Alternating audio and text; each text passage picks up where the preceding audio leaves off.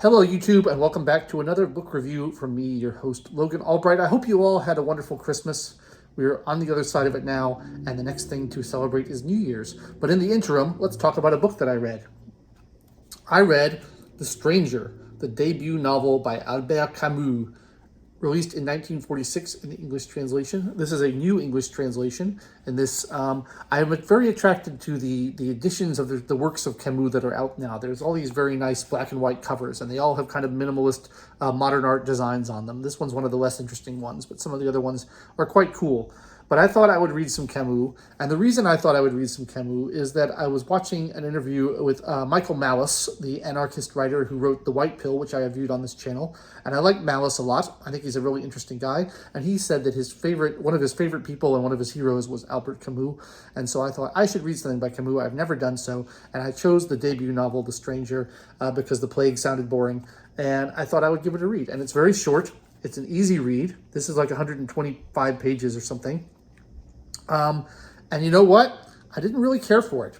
And I'm going to talk about why I didn't care for it, and we can discuss it together. Because I think there's some things that the author is trying to do, if I'm understanding the book right, which I may well not be, because, these French writers, who knows what they're after. But if I'm understanding it correctly, there's some things that I think he's trying to do that he successfully does, but it just doesn't appeal to me as a reader. So let's go through it. This review will include spoilers because I don't really know how to talk about the book otherwise, apart from that. But it's very short and it's been out for 80 years, so too bad. Basically, the story is the tale of one man told from the first person perspective who is very, I would say, almost sociopathic. He's not malicious and he's not manipulative or glib like a lot of sociopaths are, but he seems to have a real difficult time understanding normal human emotion. He seems to experience no emotions. He seems to not understand why other people experience emotions or why they feel the way they feel. He seems driven by routine and habit and largely base animal instinct rather than anything else. He goes to work. The novel starts off with his mother dying. He doesn't really seem to care that his mother dies. Everyone sort of remarks on how he doesn't seem affected by his mother's death, which is strange.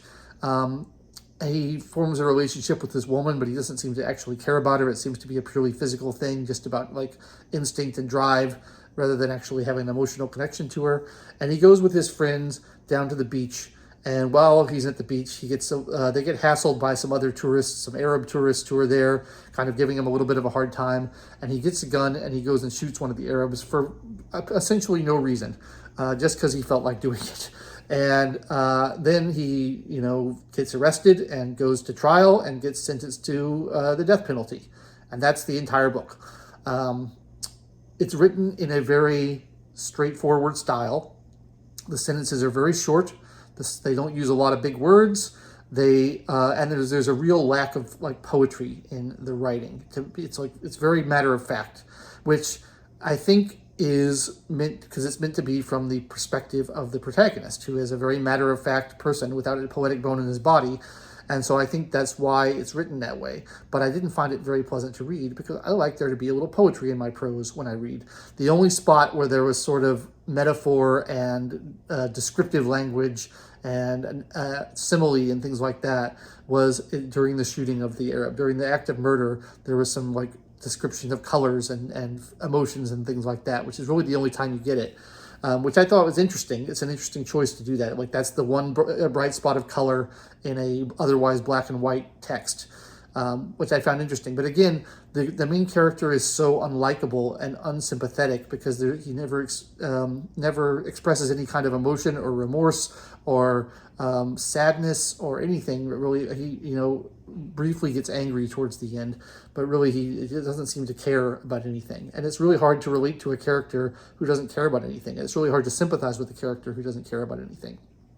And I'm not quite sure I understand the point that Camus was making in here.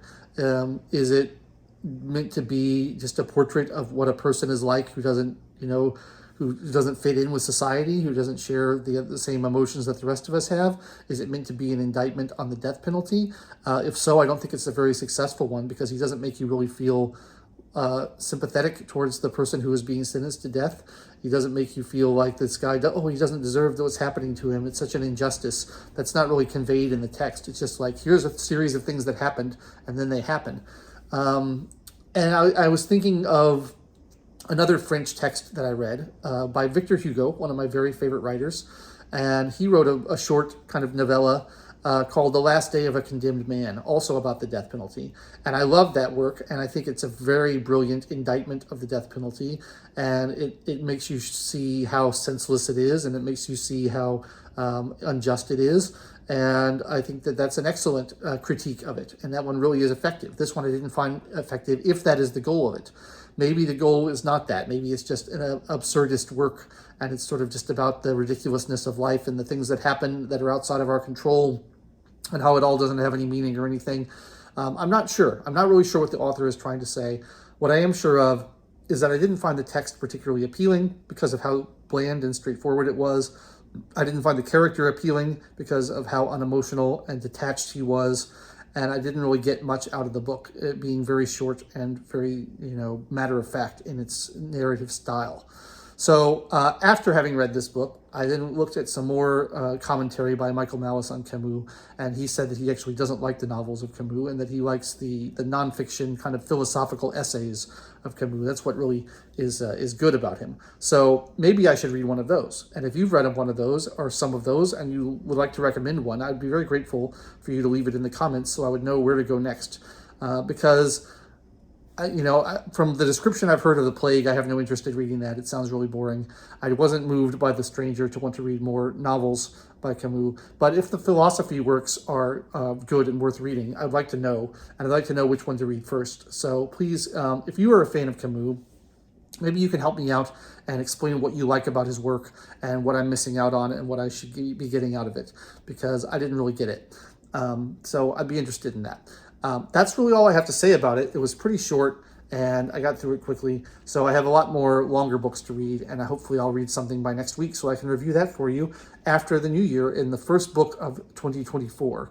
So look forward to that. I'll be back. And if you enjoyed my discussion of Albert Camus' The Stranger, by the way, he won a Nobel Prize in Literature for this kind of stuff. This is the second book I read where there's been like a major award given, where I just am totally mystified by the decisions of these award committees.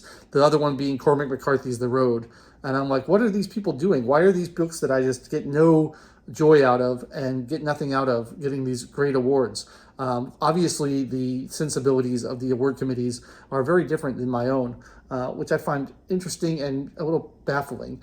I know that there's sort of this mid-century minimalism thing going on in text, like it's the Hemingway style. It's like everything has to be very, cut and dried and short sentences and not a lot of big words and straightforward, not a lot of descriptive language.